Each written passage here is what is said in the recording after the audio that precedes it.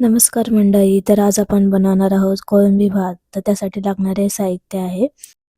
तर लसूण घेतलेली आहे, आलं घेतलेलं आहे म्हणजे अद्रक आणि मिरच्या घेतलेल्या आहेत. हे सगळं आपल्याला आता मिक्सरला लावून वाटून घ्यायचं आहे.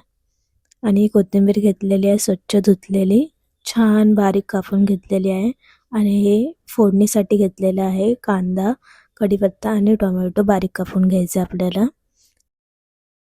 तर आता आपण पेस्ट बनवून घेणार आहोत.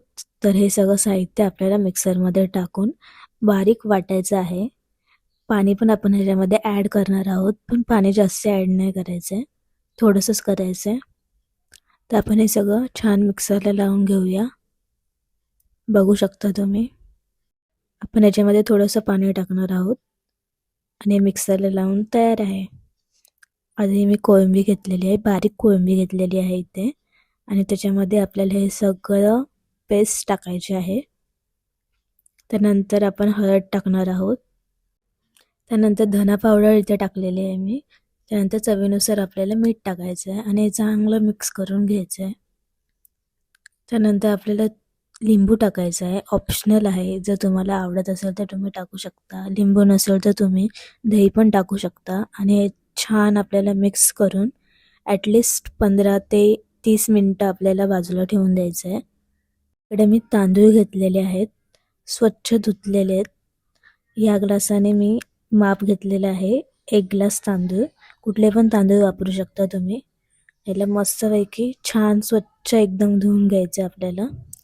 तर आपण 1 ग्लास तांदूळ घेतलेले, तर आपल्याला 1 ग्लास पाणी टाकायचं आणि हे सुद्धा बाजूला ठेवून द्यायचं आपल्याला 15 मिनटं. नंतर मी इथे कुकरमध्ये तेल छान गरम करून घेतले, त्यामध्ये मी कढीपत्ता टाकला आहे. त्यानंतर मी मीठ टाकलं आहे, कारण फोडणी जास्त उडू नये म्हणून. त्यानंतर मोहरी टाकून घेतलेली आहे. त्यानंतर जिरं टाकलेलं आहे मी. त्यानंतर आपल्याला कांदा टाकायचा आहे आणि तो छान थोडासा भाजेपर्यंत आपल्याला ढवळून घ्यायचा आहे. त्यानंतर थोडीशी पेस्ट राहिलेली आहे, त्याच्यामध्ये पाणी टाकून ते छान मिक्स करून घ्यायचं आहे आणि ते आपल्याला फोडणीमध्ये टाकायचं आहे. तर आपण इथे फोडणीमध्ये टाकलेले आहे ते आणि छान मिक्स करून घ्यायचं आहे. आणि याला एक उकळ काढून घ्यायचे, कारण पाणी सर्व आटायला पाहिजे. ते पाणी आटलेले तुम्ही बघू शकता. आता ह्याच्यामध्ये आपल्याला मॅरिनेट केलेली कोळंबी टाकायची आहे.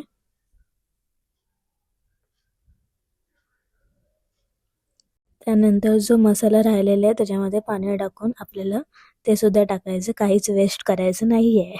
आणि छान मस्तपैकी ढवळून घ्यायचं. त्यानंतर आपण छान टोमॅटो टाकणार आहोत वरून. त्यानंतर कोथिंबीर, हे सुद्धा छान ढवळून घ्यायचं आपल्याला. त्यानंतर आपण ह्याच्यामध्ये धना पावडर टाकणार आहोत.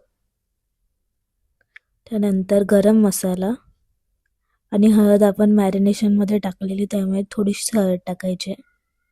आणि इथे मी मालवणी मसाला घेतला आहे आमचा, तर मी 2 चमचे मसाला टाकला आहे. आणि हे छान ढवळून घ्यायचं आपल्याला. सगळे मसाले आपल्याला शिजले पाहिजेत. तुम्ही बघू शकता काय कलर आला आहे मस्त. त्यानंतर आपल्याला पहिल्या आधी थोडीशी कोळंबी शिजवून घ्यायची आहे. हाफ पूर्ण नाही शिजवायचे, अर्धी शिजवायचे. त्यामुळे मी ह्याच्यामध्ये थोडंसं पाणी टाकलं आहे आणि एक उकळ काढली आणि त्याला झाकून मी फक्त 5 मिनटं ठेवलेलं आहे. तुम्ही बघू शकता काय तरी आली आहे. हे छान आपल्याला मिक्स करून घ्यायचं आहे. बघू शकता. आता आपल्याला ह्याच्यामध्ये तांदूळ टाकायचे आहेत. हे सुद्धा छान मिक्स करून घ्यायचं आहे. आणि ऑलरेडी आपण कोळंबी शिजवताना थोडंसं पाणी टाकलेलं, त्यामुळे मी आता फक्त 1च ग्लास पाणी टाकणार आहे याच्यामध्ये राईसला शिजवण्यासाठी. आणि चवीनुसार मीठ टाकून घ्यायचं आहे. छान मिक्स करायचं आहे आणि कुकरचं झाकण लावून घ्यायचं आहे. 4 ते 5 शिट्ट्यामध्ये भात शिजतो आणि आपला भात तयार आहे. रेसिपी आवडली असेल तर सगळ्यांनी सबस्क्राईब करा, शेअर करा तुमच्या फ्रेंड्स अँड फॅमिलीला. धन्यवाद. थँक्यू.